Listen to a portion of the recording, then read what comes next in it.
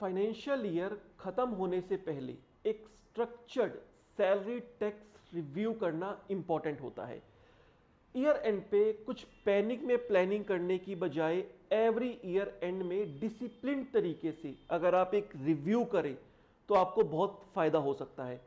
आज हम 31 मार्च से पहले करने वाले 7 प्रोफेशनल चेक्स के बारे में डिस्कस करेंगे। अगर ये टाइम पर रिव्यू नहीं किया तो दो चीजें हो सकती है। पहली चीज ये हो सकती है कि आपका टीडीएस एक्सेस डिडक्ट हो सकता है, और दूसरी चीज ये हो सकती है कि जब आप आईटीआर फाइल करने जाएं तब आपका टैक्स और बन सकता है। तो इसे अवॉइड करने के लिए एक ओवरऑल पिक्चर टाइमली आपको रिव्यू कर लेनी चाहिए। इस वीडियो में मैं आपको कोई रैंडम चेकलिस्ट नहीं दे रहा हूं। ये एग्जैक्टली वही ऑर्डर है जिसमें एक सीए किसी भी सैलरीड पर्सन का टैक्स सैलरी रिव्यू करता है। अगर आप इसको लॉजिकल ऑर्डर में फॉलो करेंगे तो आपकी प्लानिंग ऑटोमेटिकली क्लियर हो जाएगी। चलिए स्टेप 1 से शुरू करते हैं। सबसे पहला और सबसे इंपॉर्टेंट चेक कि आप कौन सा टैक्स रिजाइम फॉलो कर रहे हैं।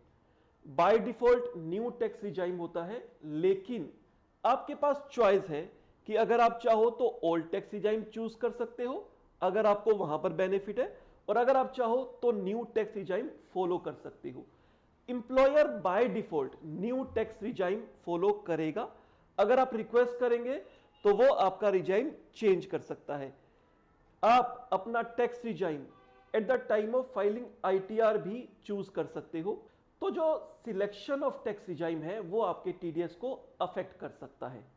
आपको जो भी डिडक्शंस एग्जेम्पशंस मिलनी है या आपने इन्वेस्टमेंट प्लानिंग करनी है, ये इस बात पर डिपेंड करता है कि आप कौन सा टैक्स रिजाइम फॉलो कर रहे हैं। अब सेकंड स्टेप में आप अपनी total income, estimated total income calculate कीजिए। इसमें आपको जो अभी तक की सैलरी आपको मिल चुकी है वो, प्लस मार्च मंथ तक की जो सैलरी मिलना बाकी है वो। एग्जाम्पल, अगर आपको जनवरी मंथ की सैलरी मिल चुकी है, फेब और मार्च मंथ की सैलरी मिलना बाकी है, तो अब तक की सैलरी जो आपको मिल चुकी है प्लस फेब और मार्च मंथ की सैलरी आपको क्या मिलेगी वो। उसके साथ बहुत बार ईयर एंड पे बोनस इंसेंटिव्स मिलते हैं, आप उसको भी देखिए वो क्या है। कुछ आपकी अदर इनकम हो सकती है, जैसे आपको कोई रेंटल इनकम हो सकता है आरईओ, आपको इंटरेस्ट मिल रहा हो, फिक्स डिपॉजिट पे इंटरेस्ट मिल रहा हो, सेविंग बैंक पे इंटरेस्ट मिल रहा हो, या फिर आपकी कोई कैपिटल गेन की इनकम हो, कुछ आपने शेयर्स सेल किए हो, कुछ प्रॉपर्टी सेल की हो और वहां से आपको कुछ कैपिटल गेन मिला हो। ये सारी इनकम जब आप कैलकुलेट करेंगे तो आपके सामने एक ओवरऑल पिक्चर आ जाएगी कि आपकी टोटल इनकम क्या है। अब आपको ये चेक करना है क्या अदर इनकम ऐड होने की वजह से, बोनस या इंसेंटिव मिलने की वजह से आपका स्लैब चेंज हो रहा है, क्या आप हायर स्लैब में जा रहे हैं। अगर आप हायर स्लैब में जा रहे हैं तो इससे आपका टीडीएस इंपैक्ट हो सकता है।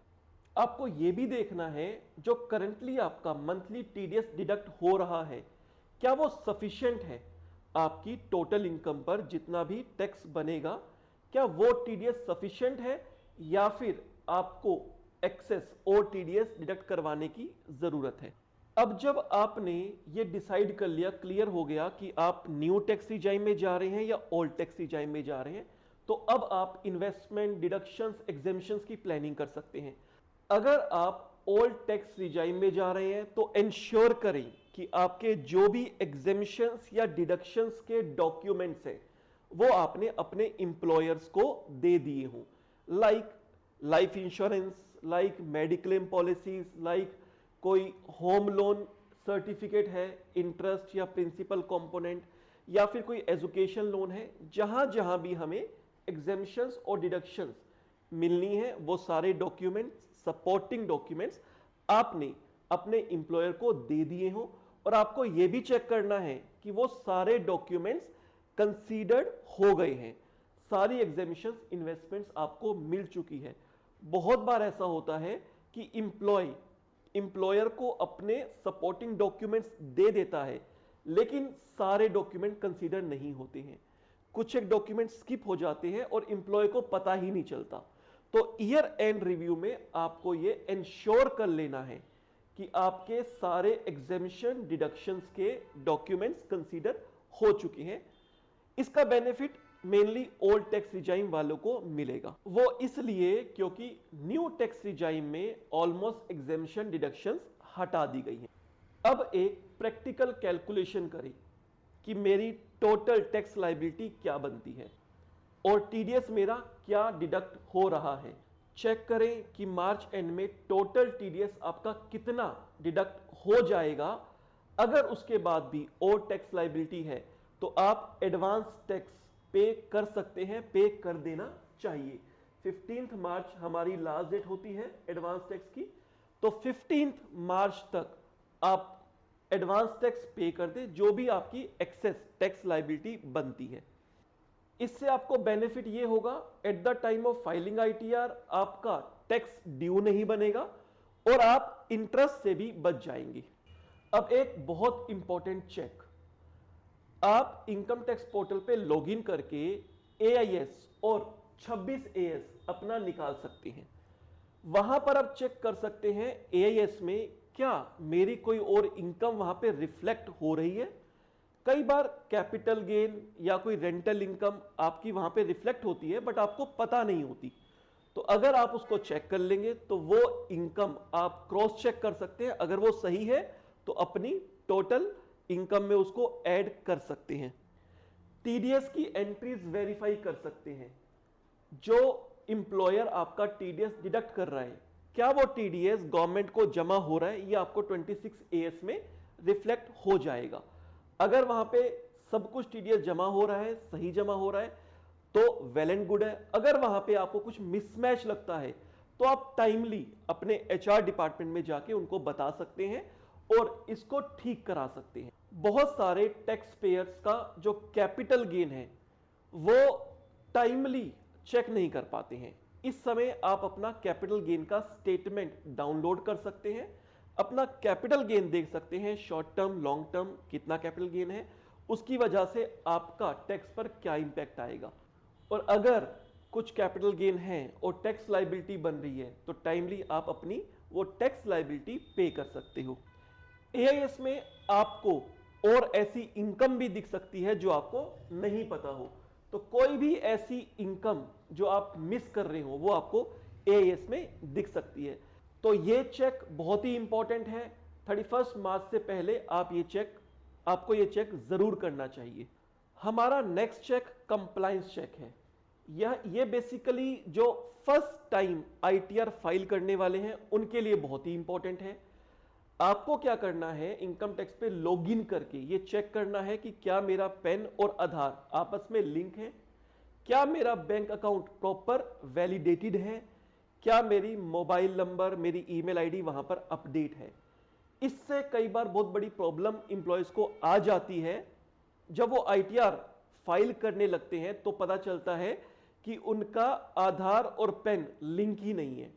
क्यों लिंक नहीं है? क्योंकि आधार और पैन के डेटा में कुछ मिसमैच है।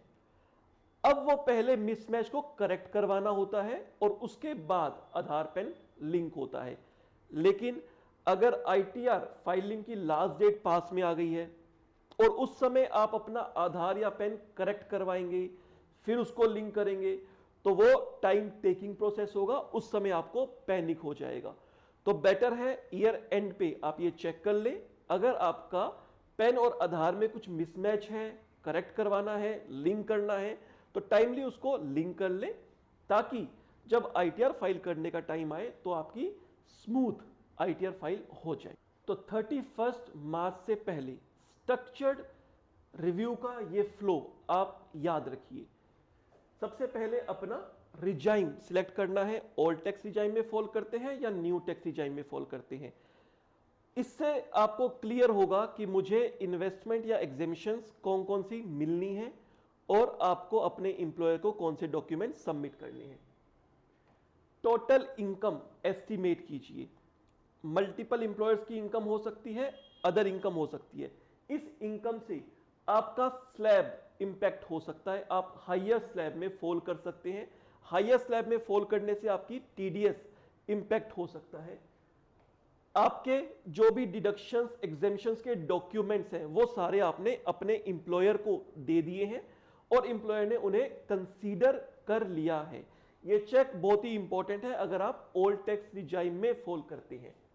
उसके बाद आपको चेक करना है कि आपने जो भी टोटल इनकम कैलकुलेट की है उस पे आपकी टैक्स लायबिलिटी क्या बनती है, आपका टीडीएस कितना जमा हो रहा है। अगर टीडीएस कम जमा हो रहा है, टैक्स लायबिलिटी ज्यादा बनती है, तो आपको एडवांस टैक्स 15 मार्च तक पे कर देना है।